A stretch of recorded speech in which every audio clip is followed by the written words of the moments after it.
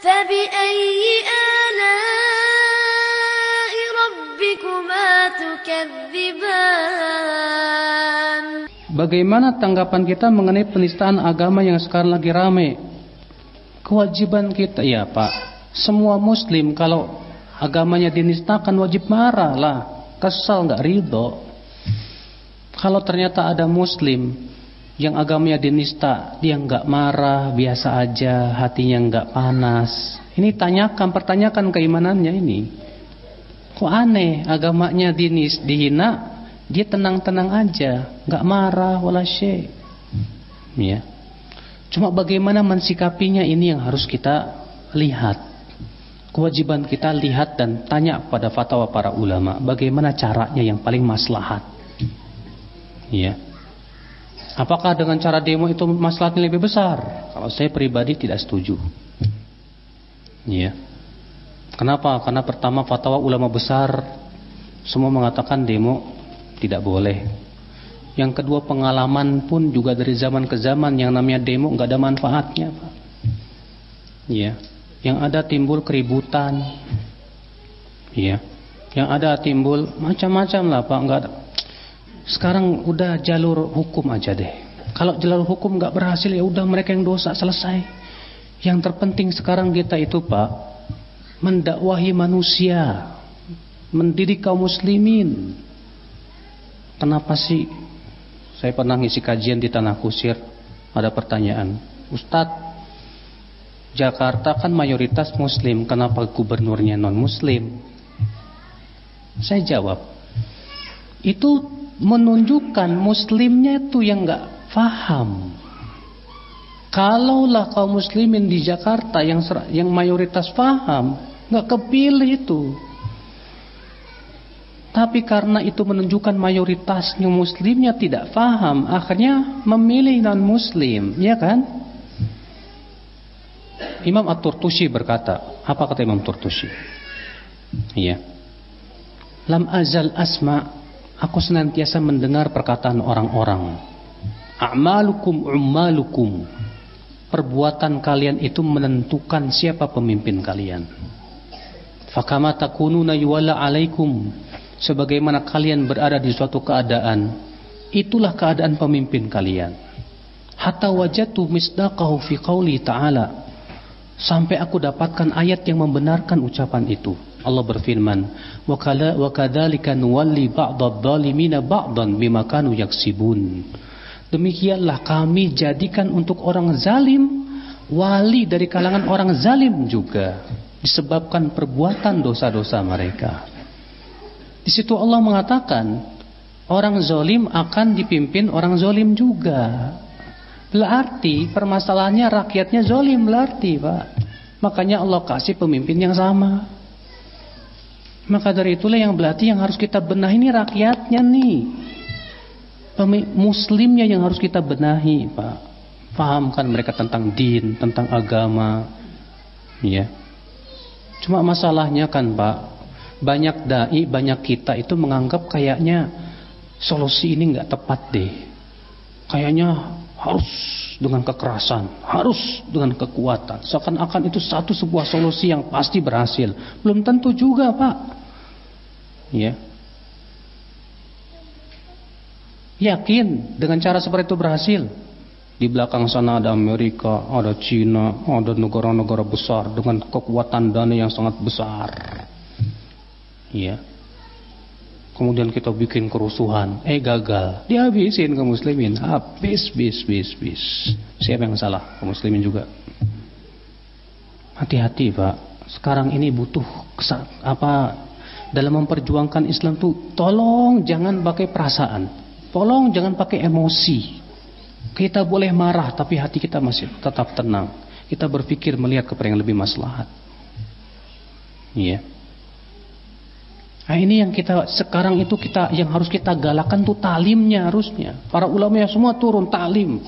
Muslimnya tuh betul-betul dididik dengan pendidikan yang benar tentang Islam, difahamkan. Lihat. Saya mau tanya, di perang apa kaum muslimin kalah? Di perang Uhud. Kenapa kaum muslimin kalah? tidak mau mengikuti perintah Rasul. Pasukan pemanah doang padahal. Kata Rasulullah jangan turun. Menang atau kalah. Saya turun. Di perang Hunain kenapa kaum muslimin kalah? Di putaran pertama. Karena merasa bangga dengan jumlah yang banyak. Inilah rupanya Pak, kenapa Allah mengabadikan 2 perang ini dalam Al-Quran. Tujuannya untuk jadikan pelajaran bahwa kekalahan kaum muslimin itu karena kaum muslimin sendiri. Betul. Di perang Uhud, ya, di perang Hunain kaum muslimin jumlahnya 3 kali lipat besarnya Pak daripada pasukan musuh Pak, tapi kalah di putaran pertama. Kenapa? Allah menyebutkan sebabnya, idz a'jabatkum kasratukum, waktu itu kalian ujub dengan jumlah kalian yang banyak. Sekarang di negeri kita kesyirikan merajalela Pak. Syirik merajalela, kebid'ahan merajalela, kemaksiatan luar biasa. Bagaimana Allah akan bela Pak? Kita sekarang semangat, ayo kita bela agama kita, sementara kita masih berbuat maksiat, sementara kita masih berbuat syirik, sementara kita masih meninggalkan banyak sunnah Rasul, melalaikan perintah-perintah Allah. Ajib. Janji Allah untuk memberikan khilafah kepada siapa? Coba dengarkan firman Allah itu dalam surat An-Nur ayat 55 itu. Wa'adallahu alladhina amanu minkum wa 'amilus shalihat la yastakhlifannahum fil ardi kama istakhlafal ladina min qablihim wa la yumakkinanna lahum dinahum alladzi irtadha lahum wa la yubaddilannahum min ba'di khaufihim amna. Allah berjanji untuk orang-orang yang beriman di antara kalian dan beramal soleh. Itu janjinya buat siapa? Beriman dan beramal soleh. Apa janjinya? Allah akan berikan kekhilafahan kepada mereka di muka bumi. Dan Allah akan kokohkan agama mereka di atas bumi ini. Dan Allah akan gantikan rasa takut dengan rasa aman. Kapan? Ya'budunani la yusyrikuna bi syai'a. Di saat mereka hanya beribadah kepadaku saja dan tidak mempersekutukan aku sedikit pun juga. Itu syaratnya dipenuhi dulu tuh. Di saat kaum muslimin telah beribadah hanya kepada Allah, sementara sekarang lihat kesyirikan Pak. Ya, di mana itu Pelabuhan Ratu itu yang bikin sajen buat Nyi Roro Kidul.